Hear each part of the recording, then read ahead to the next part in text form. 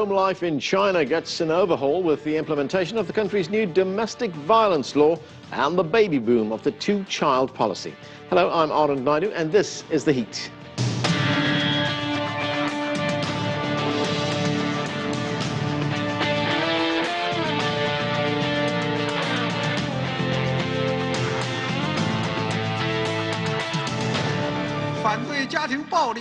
Opposition to domestic violence is an important indicator of social progress and an essential requirement for harmonious families and a stable society.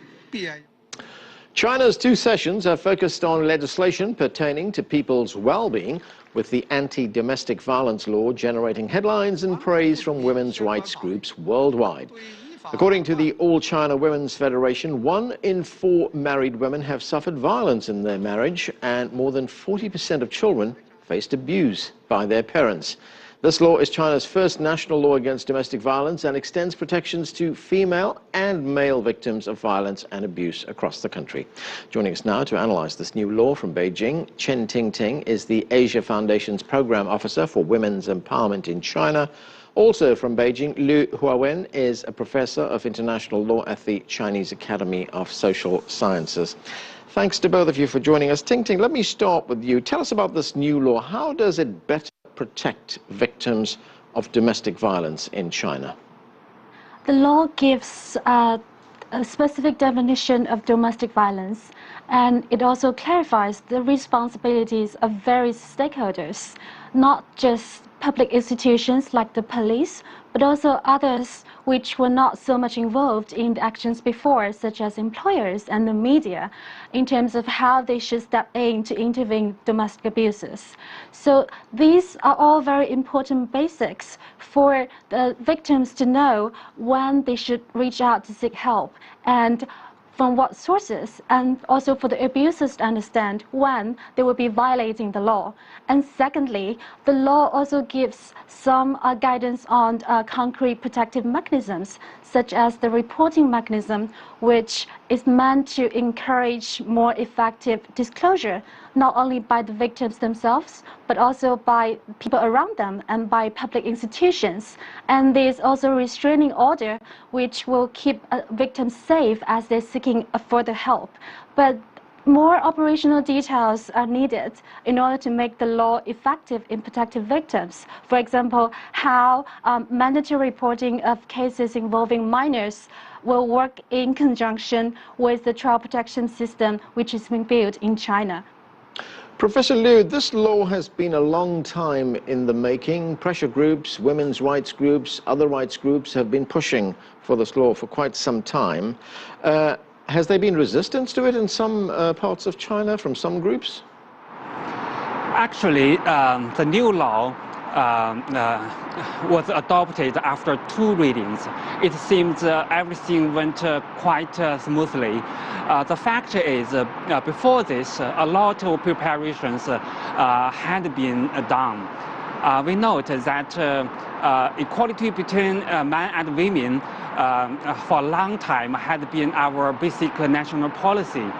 And the very first law adopted by People's Republic of China was marriage law, with an aim to liberate women. So here in China, all of us, we know we support the basic principle of gender equality, but how to define it, how to understand it, how to update the standards of gender equality, that's the new challenge. Before the law was adopted, actually the draft was made public to welcome feedbacks from all the society. It's relevant to the whole society, to every family, so people care a lot. And there are many controversial issues. For example, how to define domestic violence, how to handle it, whether the public power could come in to intervene in the family life. Tingting, I was talking about those figures that I mentioned right at the beginning of the program. 1/4 of Chinese women, 40% of Chinese children are victims of domestic violence.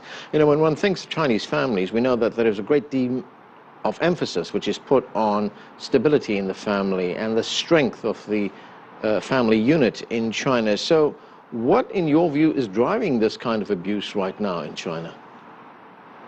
It's really great that you point out the fact that domestic violence does not only affect women, it affects other populations, especially children, for example. And I think the fundamental of domestic abuse is one's desire to control another, either in an intimate relationship or in a parent-child relationship. And this is nothing unique to the Chinese culture. In the cases the Asia Foundation and our partners have worked on, it's not difficult to identify this pattern.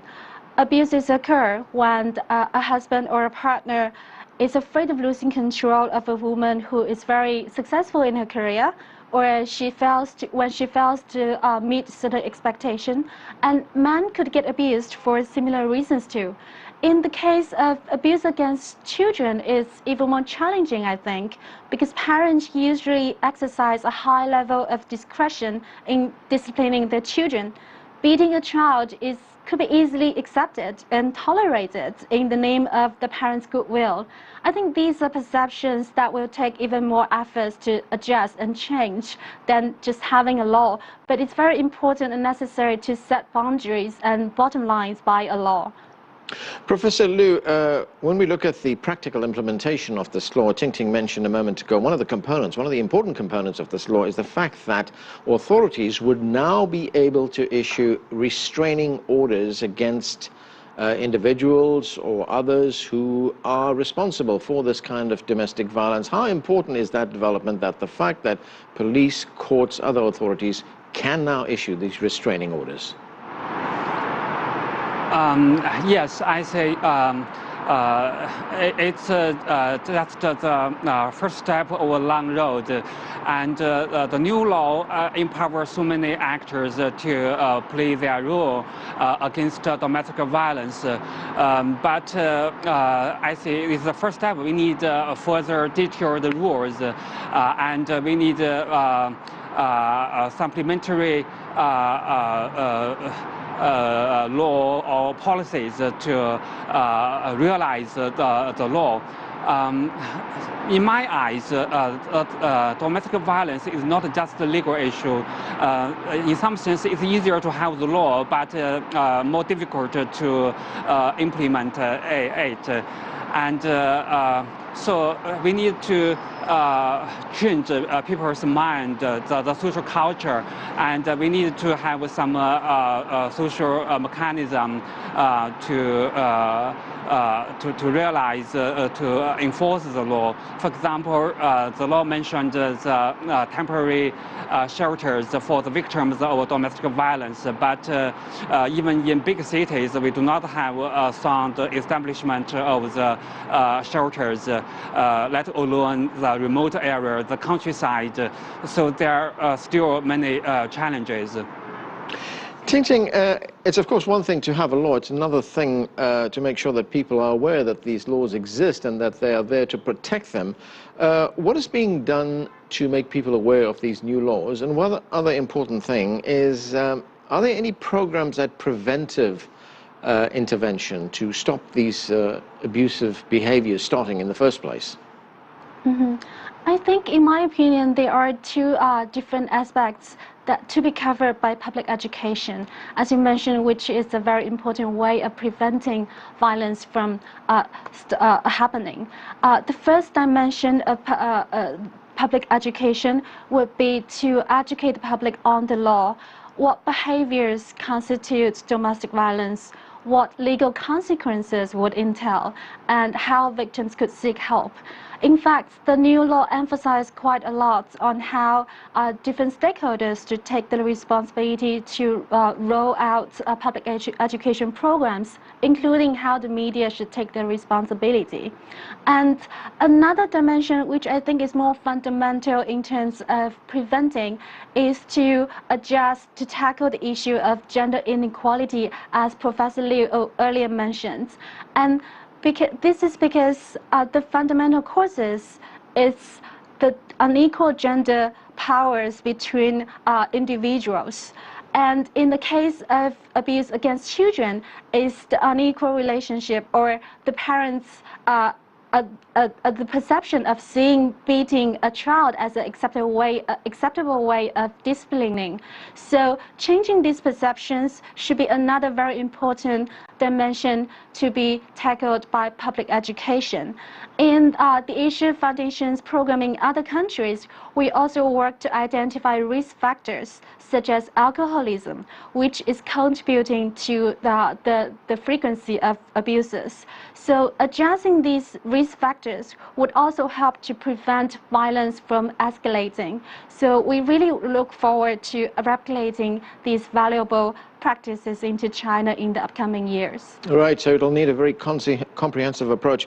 Professor Liu, what is your assessment of how far the government is moving in the area of women's rights in China? And I mentioned specifically women's rights because we do know that most of the victims of this kind of domestic violence are women. Yes, anti-domestic violence is a big challenge around the world, actually. And in my eyes, we should activate different members of the society. As I said, it relates to every family, the whole society. So we are relevant and we care. And before the law was adopted, scholars, judges, lawyers, social activists, they contributed a lot. There are so many discussions, and we try to show to the society that domestic violence is not a family issue, it's a legal issue. It relates to rights of women, children, and other persons. And the very basis of family is love. Is not other things. So domestic violence is not conducive to a harmonious relationship within the family. And it is about the dignity of women, children, and the family members. So we hope the new law could bring us the new culture, human rights-based culture, and give us the tools to be made use of against domestic violence. Yes, we certainly hope so. Professor Liu Huowan, Chen Ting, thanks to both of you for joining us. Great discussion. We have to take a break right now. From domestic violence to China's aging population. As China gets older, how will the government cope? And does the new two-child policy make a difference? That's up next on The Heat. Stay with us. We'll be back in a moment.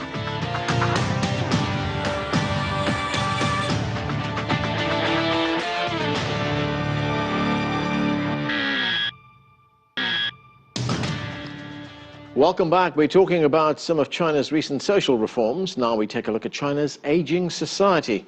Right now, about 15% of China's population is over the age of 60. A much greater number is currently in the workforce, about 5 workers for every retiree. But the United Nations predicts that by 2050, China is expected to have 500 million people over the age of 60, a population that will increasingly use government-funded social services, and it will shrink to only 1.6 workers for every retiree. The Chinese government is taking steps. It has shifted its policy on family planning, expanding to a two-child policy at the start of this year. For a look at China's aging society and the impact on the government, we're joined by Dali Yang from Beijing. He's a professor of political science at the University of Chicago. And with me here in the studio is Heiyan Wang, managing partner of the China-India Institute. Thanks to both of you for joining us. Heiyan, let me start with you. As I mentioned, until recently, China had a very strict one-child policy. Now, it's a policy that allowed the country to flourish economically. But what kind of challenges does the consequences of that policy now pose with an aging population? And I think that the two-child policy, allowing couples to have 2 children, are aimed at, not completely solving the aging society issue, but at least long-term wise that it could help reduce that issue. But the effect of that would take a long time, because even if the couples want to produce kids, the kids would not become a working force until 15, 20 years later. That's one. And two, despite the encouraging policy, as people across the country, across the world actually, as people get well educated, as their income increase, in fact, their desire to produce kids actually reduce. So I don't think that China's fertility rate is going to go past beyond 1.6 really easily, and that would still be below the replacement rate. So I think that over a long term, the overall declining of the total population and overall declining of the workforce seems to be an unstoppable trend, and that would just not be an easy way to solve the aging society issue just by the two-child policy itself. So we won't see a solution in the short term? Not in the short term at all, and even in the long term. And I think that because the fertility rate will be lower than the replacement rate, so I think that the aging society is just going to get older and grayer. Right. Dolly, looking at those figures that I mentioned, by 2050, 40% of China's population will be over the age of 60. Now, of course, an aging population places further additional economic burdens on the government. How has the Chinese government prepared for this to take care of the growing numbers of people who are aging? Well, first of all, let me emphasize that aging in itself is actually a sign of achievement. The life expectancy in China around 1950 was actually around 40, 45 years old. So today, the longevity, life expectancy at birth is around 75, and it's going to continue to increase. And that's a sign of prosperity, of actually growing achievement. The challenge is how you balance the different age groups across the generations in any society. And as you emphasized, the challenge for China, however, is that increasingly, especially because of the baby boom generation in the 1960s and 70s, that massive population boom is going to be retiring in the next decade or so. And as a result, of course, also because of the shrinkage in the number of children beginning in the 1980s in particular. So we have a situation where the sort of support ratio is going to be much higher. The Chinese government, however, has been very delayed in responding to it, and the adjustment in the population policy, as Ms. Wang has just mentioned, actually is not going to have a massive impact. However, I do detect that at this moment a mini baby boom. In fact, in cities such as Beijing and so on, expectant mothers are finding it hard to get the time with for example, doctors, because there is actually a mini baby boom, at least at this particular time. But overall, though, Chinese society, like other Asian societies, the fertility rate is not going to be changing very dramatically. The other problem is also, of course, there is also a gender balance and so on, but I want to get back to you now. If we look at economic factors, we know that the Chinese government has revised its growth forecast. Yes. It's going to be in the single digits. It's not going to get up to double digits. No. How much of an impact does an aging society have on economic growth? I think that aging society has many, many impacts. One is that we know that economic growth comes from the population. Working population growth comes from the investment growth, capital growth, comes from the productivity growth. And I think that as the working force declines, actually, we could expect 1 percentage point annual GDP growth be taken out because of that shrinking working force. That's one. Two, and I think that because of the aging society, people do worry about rainy days, and that takes away the desire for consumption.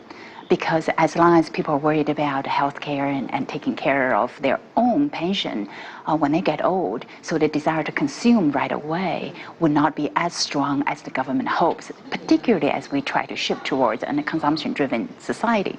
And another factor is you tend to find that younger societies tends to be more creative, more entrepreneurial, that as people get older, people get more conservative, and that graying society takes away some of that entrepreneurial drive. And another factor is that an aging society would require more of the government spending, and that would increase the fiscal deficit. And whatever dollars you put in taking care of the social welfare is the money you cannot spend on other investments, such as on other infrastructure investment and necessary, or on military spending, defense spending, etc. So invariably, aging societies' economic growth rate always tends to be slower than a younger population, because you no longer have that dividend in terms of competitiveness, in terms of labor cost. As a shrinking working force goes on, and then the labor cost would definitely rise up higher, and that takes away the competitiveness on the labor cost front. Right, and of course one of the other consequences is that in addition to reducing consumer spending, the government's going to be collecting less taxes, aren't they? Oh, absolutely. So it's the double whammies. On the one hand, you have to spend more. On the other hand, the shrinking working population contributes less tax revenues. And that is one of the big challenges that China faces in terms of the national pension systems. Because you have such a burden to not only pay for the retirees from the previous legacy systems for that guaranteed pensions. And then you have the large current retirees, all the baby boomers, all approaching retirees, but then they are actually borrowing the savings from today's working populations to cover the guarantees from yesterday. And what about the future generations? So I don't think that there is an easy solution. We will down the line will face a big shortfall in terms of the ability of the pension systems to cover all. Dolly, I want to get your view on the one-child policy. I mean, China has amended that one-child policy. Certain categories of couples will now be allowed to have 2 children. But that has led to a gender imbalance. There are also too many old people, too few workers. How does the change, in your view, in the one-child policy help fix that problem? I mean, will it fix it, or is it too little too late? Well, certainly the move, number one, historically, China's one-child policy was primarily applied to the urban population. In the rural areas, actually, it's a more relaxed policy. So beginning this year, formally it's shifted to a minimum of 2 children kind of policy. In other words, for example, every couple, if they have a single birth each time, single child, they are entitled to have 2 births. But of course, imagine the first time you have only 1 child, and then you have twins, you can have 3 children, and so on. So therefore, it's not a strict 2-child or 2 children policy. But overall, though, however, this will have produced a short-term blimp, because the generation of people, for example, who are in their 30s and even 40s, want to play a little catch-up if they want to have officially have a second child. At the same time, however, there are couples who already may have had another child, sometimes especially for the high income, for the middle class, and so on. They may have even gone abroad for another child. But overall, though, this will help to ease some of those trends. But at the same time, however, the legacy situation, in other words, the strict application of the population control policy from the 1980s through the recent years, however, that legacy cannot be undone, including, for example, estimated of between 20 to 40 million the so-called surplus men. And that, of course, raises all sorts of issues for young men who are into marriageable age today. They are already faced with actually a shrinking pool, a smaller pool of women. And that means some men are not going to be able to find it easy to get married. And the cost of getting married actually is going to be higher. And there are all sorts of issues that sociologists and other social scientists have studied in terms of potentially rising crimes and so on. But this effect of the sex imbalance is being counterbalanced to some extent by the graying of the population. A graying population at the same time is calmer, is less prone to violence potentially, and so on. So we actually have a much more complicated situation. Yeah, and very quickly, let's look at another consequence, and that is poverty.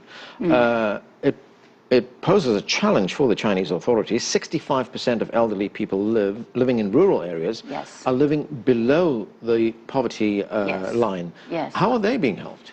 I think that the Chinese government recognized that, particularly in the pension reforms, because the Chinese government, China's pension, actually the whole system, started really late in 1997. So the whole pension system, the social security system is quite underdeveloped, actually. It would take a long time to evolve. Even for the OECD countries, it takes them from 1960s until now to gradually build this social safety network. And then when China tried to build the comprehensive pension coverage for the elderlies, they did cover 96% of the rural residents. However, the meaning of those coverage is really quite minimal, because the monthly pension that elderly folks in the rural areas may receive is maybe $10, $12, and that $200 a year, it really amounts to very little. That's one. I think that there needs to be a significant tilting of coverage towards the rural poor, the elderly folks. And two, I think that the migrants moving to the cities, leaving a lot of these elderly folks without the care of their children. That is added to the poverty situations. On the one hand, they receive a minimum amount of subsidies from the government. On the other hand, their kids are going away to the cities. They are left alone without any self-support. So that short of significant tilting of coverage for the rural poor, I don't think that there is any easy solutions. Okay, we're going to have to leave it there. Thanks to both of you for joining us. That's all we have time for, but the conversation continues online. For articles, videos, and unique online content, visit our website at cctv-america.com. And we're always available on our social media channels. Find us on Facebook, Twitter, Instagram, and Weibo. You can find those links on our website. I'm Arnold Naidu in Washington, D.C. Thanks for being with us.